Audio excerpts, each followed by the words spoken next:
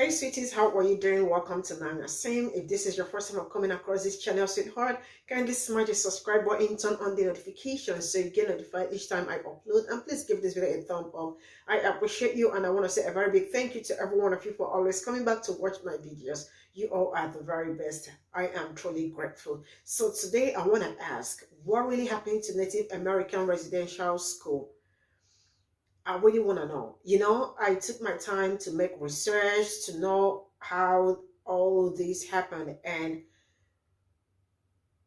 I feel terrible that kids, innocent kids, went through the unknown before some of them passed away. And knowing that some of them were used for experiment and other things breaks my heart the more. Let's get into this video. I am gonna pause this video to talk about it. All right, stay glued to the screen. Let's go into it. She said, "No more Indian talk." And then she pushed me. Former students of indigenous boarding schools and their families are demanding that the U.S. government and religious leaders take responsibility for the abuse they endured. I want them to tell the world what they did. After Canada discovered hundreds of unmarked graves, families in the U.S. are still desperately searching for the remains of missing children. He could be anywhere. Well, those stones. We traveled to Oklahoma, the state that housed the largest number of these government-funded boarding schools and caused generational trauma for the hundreds of thousands forced to enroll. Augustina Walero was 6 years old when she was forced to attend a boarding school called Carter Seminary in 1948. The school no longer stands, but was run by the federal government when Augustina attended. As Augustina struggled to learn English, she says she was punished for speaking in her mother tongue Muskogee. I just resigned myself to it, and I closed my eyes and I clutched my teeth and I put my hands out. She kept hitting me with the ruler until finally I guess she got tired.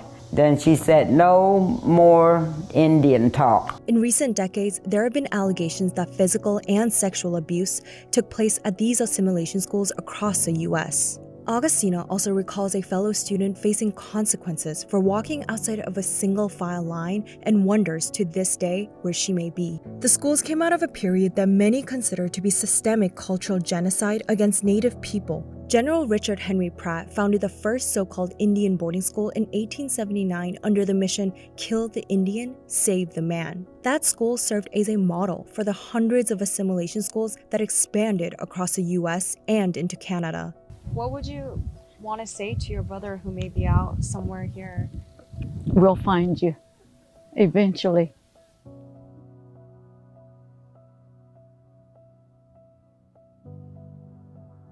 He could be anywhere. Well, those stones. Christine Eagle Feeling has wondered for years where her baby brother lies. She frequently visits the cemetery at Chilocco Indian School where she suspects her brother may have been buried. With records missing, Christine doesn't know his cause of death and can only rely on information her mother passed on to her. The Chilocco Indian School operated under the Bureau of Indian Affairs and closed down in 1980. The alumni gathered their own funds to use a ground-penetrating radar to locate dozens of unmarked graves. But with insufficient access to records, they're unsure about the causes of death. This is turtles, loca, Loja. loja. Vanessa and Augustina are proof that the forced assimilation policies failed. Besides learning Muskogee together, the two who are part of the Seminole Nation attend traditional stomp dances as well. You have them laced up, I love my children, but I could never say I love you. I showed them my love by doing for them. I say to the parents of today, tell your children you love them.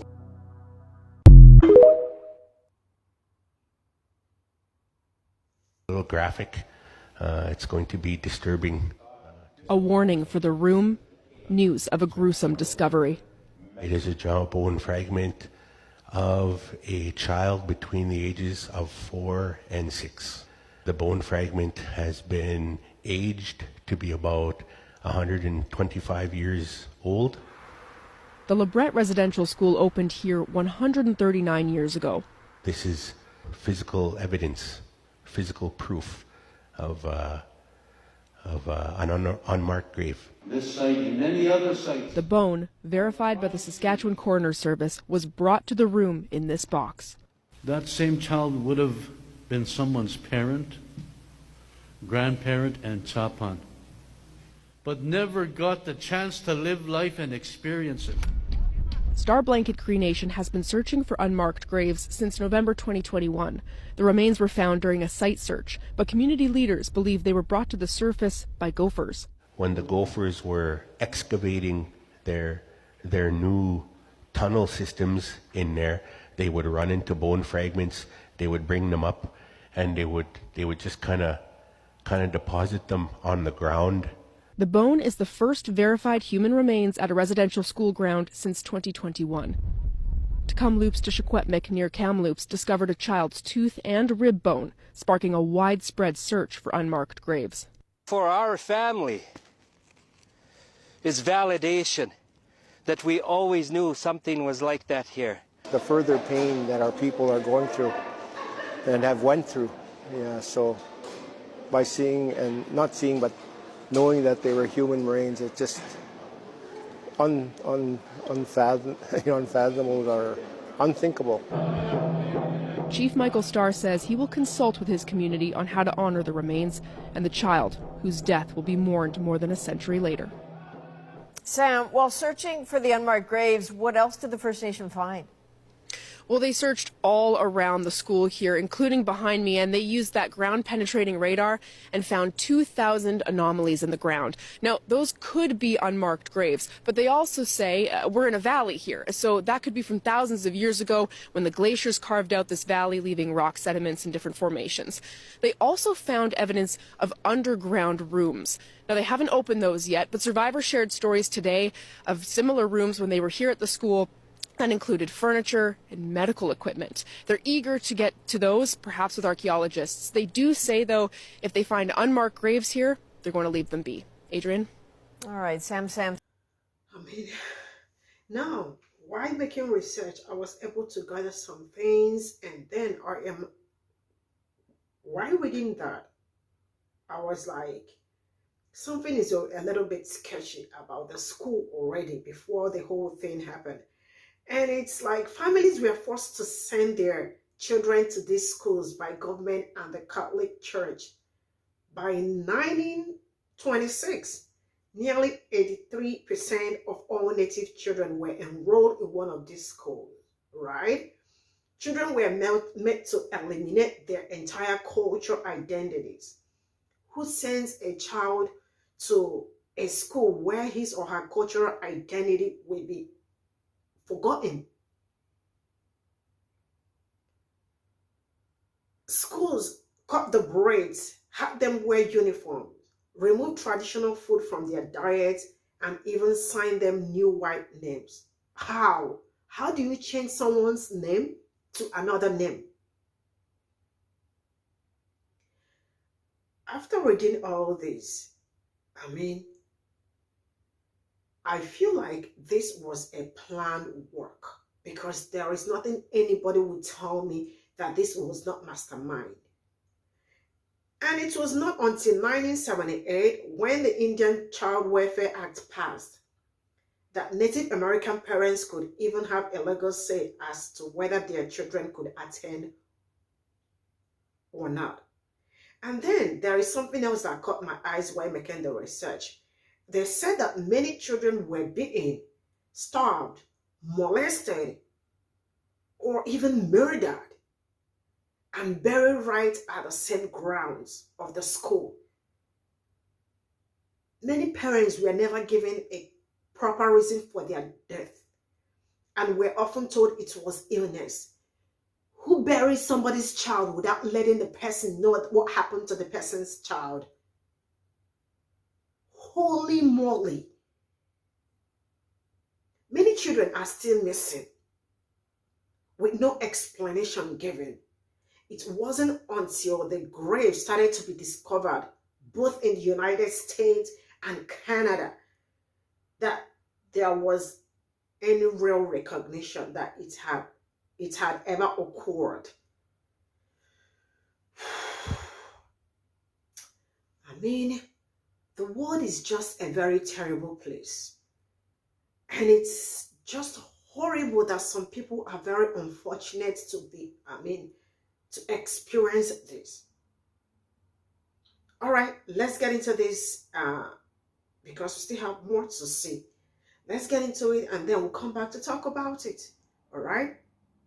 Remains of 215 children buried on the site. Remains were found using ground-penetrating radar, and they're now working with the Royal British Columbia Museum to see if any records of the deaths can be found. I first heard the news while I was on a date with my husband. I read the entire article. It said the children were as young as 3 years old. 3 years old. My nephew's turning 3 this summer, and he is learning Blackfoot so well. He picks it up fast. I can't imagine. All I keep asking is how many people walked over them, not knowing where they were. Do you still want us to get over it?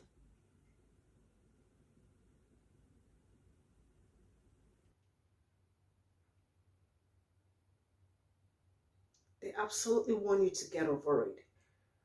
And they do not want you to talk. All right, let's watch out this. Minute of your time, I have something extremely important to talk about.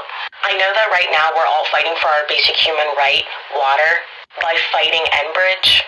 But I have something of equal importance that was extremely talked about before Enbridge, and that needs to be talked about still. The residential schools.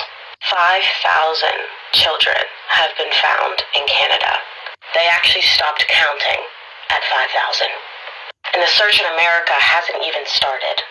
The Indian Residential School Act was passed in America, but we've seen nothing. Instead of trying to bring peace, these children went through the unimaginable, and we're still seeing the effects of it today. The last residential school was closed in the 90s, meaning that many of these people are very much alive today. That is, of course, besides the ones who lost their lives at these schools. A quick and easy way that you can help is by signing my petition in my bio. You see this amazing number here? Well, this number has barely moved in weeks. And this means that our government thinks that we no longer care about this so that they can let this slide. We have to show them that this is still something that's important and needs to be done. Another amazing way you can help is by reaching out to Deb Holland. As you can see here, she's the United States Secretary of Interior, and she's a Native American woman from the Laguna Pueblo. You can reach out to her telling her that you still care about this. Not only that you care, but that they need to follow through on their promises.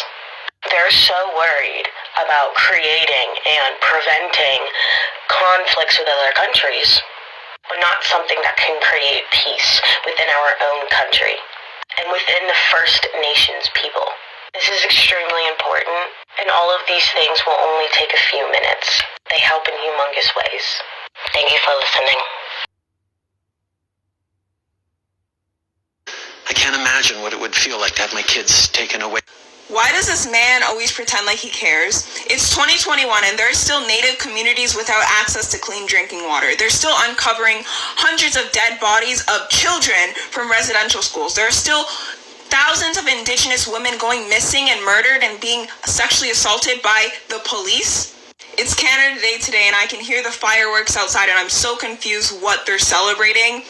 Colonization, genocide, ethnic cleansing. People see how publicized the racism in America is. They often forget that we're no different. Canada is still a colonial empire and we're still on stolen land. And the nuns. And many of those girls got pregnant. All right, this is all we have for these, and